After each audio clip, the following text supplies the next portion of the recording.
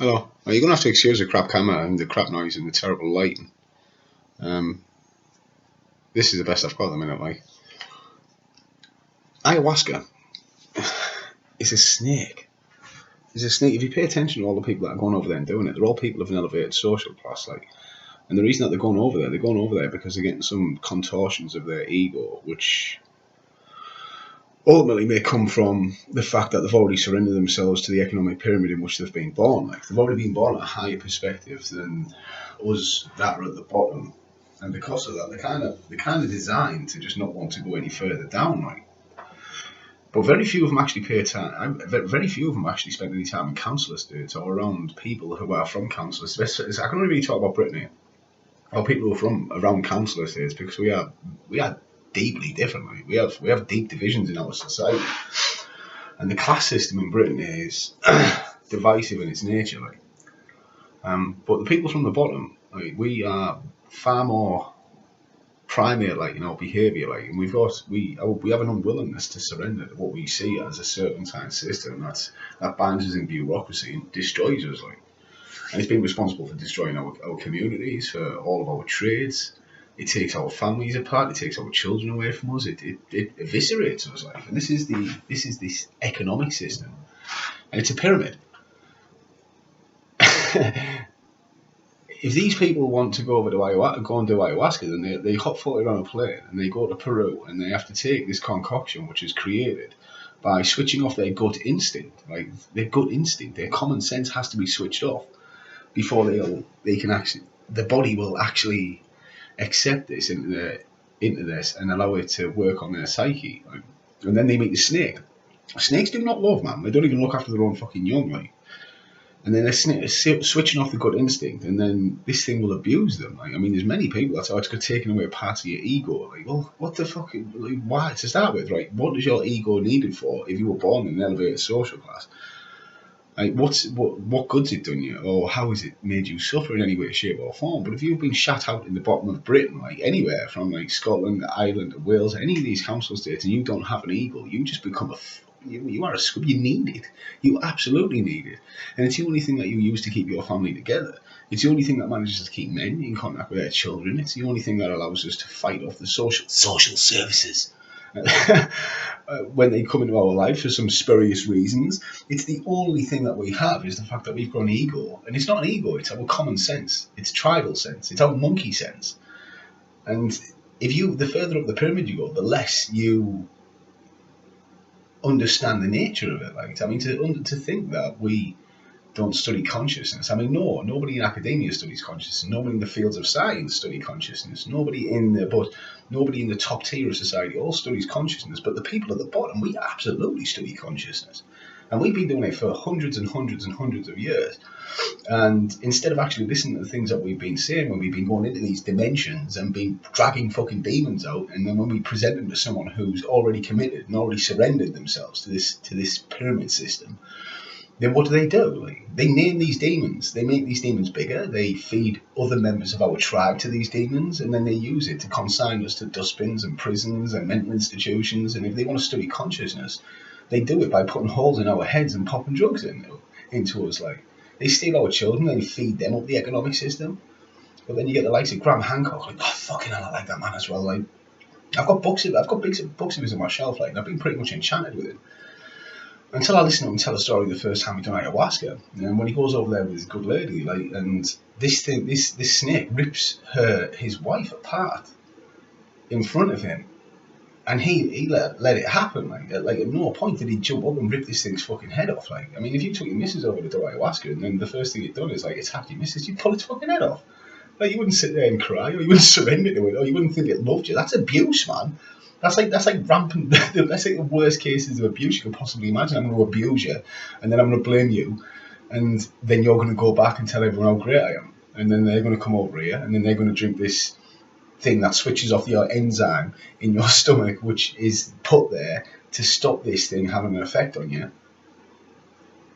And then I'm going to do the same to you, and then you're going to go away and you're going to put the serpent on your head, and then you're going to start doing a fucking snake dance, and then you're going to enchant other people over here. I grow up, man. Like, there's other ways to do this. If you want to ascend, then you don't do it by taking a concoction that takes you into the underworld. You do it by huge doses of psilocybin. Like, that's how you do it. And then you fight. You don't surrender. You don't surrender. You kill everything that comes to you, every hallucination that comes towards you in those states of mind. Like, you kill them. Like, they are yours. They are yours to deal with. But you don't surrender them. You don't let them penetrate your body. Or they can everywhere. They'll work with. We've already inhabited it. You took the mushrooms, man. But it's going to present itself in your field of consciousness. But then you attack them. Like, you don't surrender. Why would you surrender? Well, you'd surrender because your gut instinct's been switched off. And if you're going to go over there and listen to these ayahuasca shamans, they've been doing this for years. So they're used to switching their gut instinct off and surrendering to the snake. Pyramids are designed to feed snakes. Like the economic pyramid, if it was truly built by primates or monkeys or whatever you want to call us, then it'd be a tree. Or at least be tree-like. I mean, how present has this snake been in our society? I mean, is this the snake that was spoken about in Genesis? Is it the one in Revelations? Is it the one that the Egyptians had on the end when they were destroyed? Was Ra what the tribes were shouting to the Egyptians because they had a fucking snake on the head? What about the Maya? Weren't they sacrificing people to a snake? Quetzalcoatl, wasn't that like a human sacrifice, a pyramid system where they just walk people up the pyramid bit by bit and cut the fucking hearts out and fed them to this snake, which then destroyed them anyway by grassing up to the conquistadors when they went over there. Oh yeah, you're going to get this snake prophet dude that's going to come over and he's going to fix everything. So they all believe that this dude getting off a boat is there to help them. So they just let him in, and then he slaughtered them. Was that the snake's doing as well? Surrender to the snake? No, stop it, you silly goose. This is what the class system does to people's common sense, man. Like, common sense is the sense of the commons. It's not a collection of opinions that I've laid together over years. It's your common sense, like. And it's there that you get from being a commoner. You get from being around people who are of your type. I don't mean colour, I mean type. People who punch you in the face for being dipshit. That's where you get common sense from. You can't encourage our leaders to do it anyway, because they've already surrendered to the same economic system. They're just as contorted as you are, and they feel the same type of doubts about what they're doing because they're ultimately feeding that fucking snake. The Vatican has a statue of this thing. It's built a statue of this fucking snake in the Vatican. That snake is the God of the Bible, and it's the snake in Genesis as well.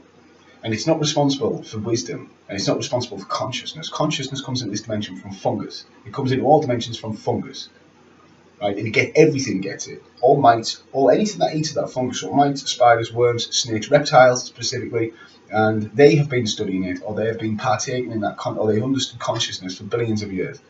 The idea that we've been around for 50,000 years or 100,000 or 150,000 years and we don't study consciousness is much more of an indicator that we are being bested by some fucking reptile or some other creature that does understand primate consciousness and knows that we are very easy to manipulate. You just create a system and then plop us on the top of it, but just have this ethereal snake that sits at the top and just sucks your fucking life out of you.